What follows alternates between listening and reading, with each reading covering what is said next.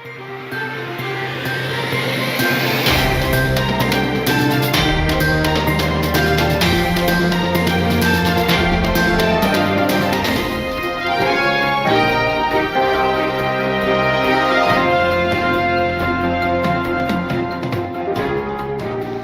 दोस्तों, सर्वे भवन्तु सुखिनः, सर्वे भवन्तु निरामयाः। ये जो परिकल्पना है, हिंदुस्तान प्राचीन जो संस्कृति और सभ्यता का देश है, ये परिकल्पना रखा कि मानव जाति के अंदर में हम कितनी उत्थान कर लें, उत्पत्ति कर लें। तो मानव जात की उत्पत्ति का मतलब ये नहीं है कि वो स्पिरिचुअल तरीके से हिंदुस्तान अपने आप को इतना ऊपर उठा लिया है कि उसे इस जन्म और दूसरे जन्म के बीच की जो अगले जन्म में क्या होता है, एस्ट्रोलॉजी में क्या होता है, भविष्यवाणी क्या है, ये सारी चीज़ों के ऊपर रिसर्च होने लगे। और हमारे ऋषि मुनियों और रिसर्चर, यहाँ तक कि आप एलोपैथी की बात जब करते हैं, वनस्पति शास्त्र की बात करते हैं, तो इतनी जड़ी बूटियाँ, आयुर्वेद के ऊपर इतना रिसर्च हुआ जो आज पूरे वर्ल्ड में सच साबित हो रहा है कि आयुर्वेद से सच्चा निदान हो सकता है। एलोपैथी से एक तुरंत आपको एक रिजल्ट मिल सकता है, सर्जरी आपके लिए बहुत उपयोगी है, लेकिन prevention is better than cure.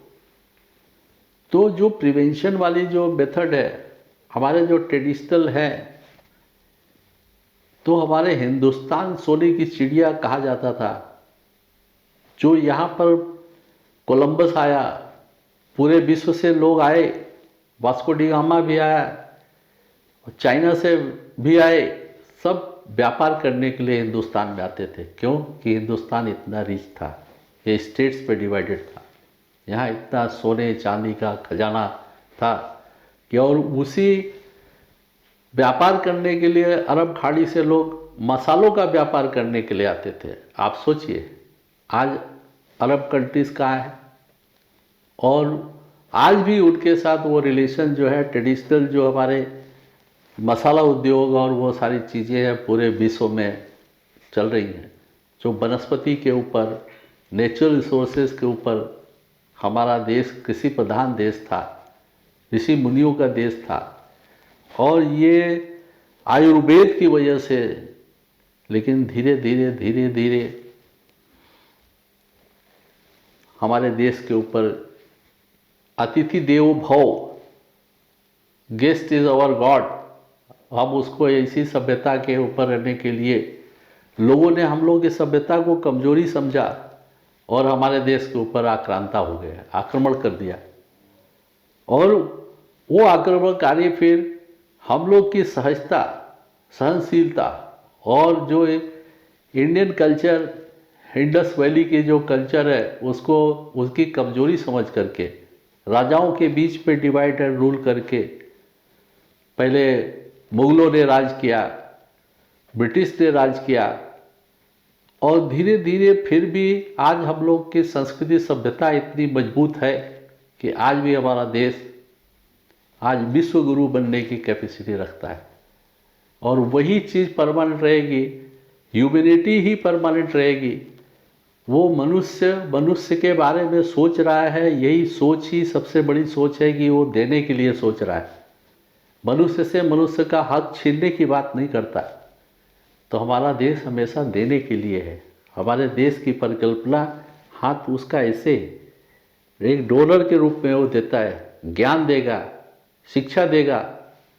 हमारे राजनीति के चाणक्य था, आज वो पूरे विश्व में यहाँ पर कितने आक्रांता आए और हार के चले गए। अलेक्जेंडर की का स्टोरी थी, अलेक्जेंडर और पोरस की लड़ाई हुई थी। उसके अंदर में जाते जाते भी अलेक्जेंडर ने बोल दिया था कि मैं पूरे विश्व विजेता बन गया, विश्व को जीत लिया, लेकिन मैं तुम्हारे सामने हार मान स्वीकार करता हूँ। ऐसी कहानियाँ हो गई।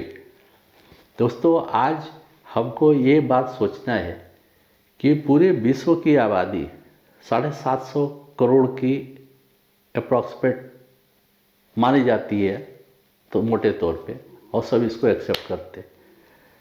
तो ये 750 करोड़ आखिर ये ह्यूमन बीइंग है ना, इनमें कोई डिफरेंशिएशन तो है नहीं। सबका ब्लड ग्रुप, ये ग्रुप, वो ग्रुप, सब कुछ भी मान लिया जाए तो इसमें कोई डिफरेंस नहीं है। तो हम लोग ये अर्थ प्लेटू के ऊपर क्या यूनिफाइड सोसाइटी के तौर पे हम लोग अपने सर्वाइवल और एग्जिस्टेंस को कोई बेस बना करके नहीं रह सकते हैं? एक प्रयास करने की ज़रूरत है। इस प्रयास पे हो सकता है कि जो एफ्लुएंट है वो डिप्राइव को कुछ दे दे, एफ्लुएंट उसको दे दे। हमारे पास जो है हम आपको दे दें और आपके पास जो है आप उनको दे दें। कोई ज़रूरी नहीं है कि हम लोग कैश ट्रांजेक्शन ही करें, करेंसी का एक्सचेंज ही नहीं हो। लेकिन इन सब बातों को आगे बढ़ाने के पहले ये सोचना पड़ेगा कि पहले डिफरेंस ऑफ ओपिनियन नहीं होना चाहिए। पहली बात तो मतभेद ही खूब है, मन मुटाव है, मतभेद है, मारामारी है, लड़ाई झगड़े हैं। जब तक हम उस पर निजात नहीं पाएंगे तब तक ये तो चीज़ें ऊपर से जाने वाली चीज़ें हैं, ये समझ में आने वाली चीज़ नहीं है। दोस्तों, ये विचार करने योग्य बात है। अगर पूरे वर्ल्ड कम्युनिटी के लोगों को ये मैसेज जाए और अगर इसकी एक्सेप्टेंस बढ़े तो इस बारे में बहुत कुछ किया जा सकता है।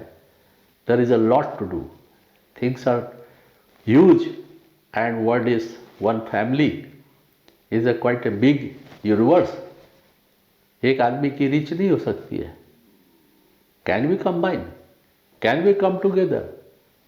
ये बात के with this hope I am leaving you in the aspiration. नमस्कार।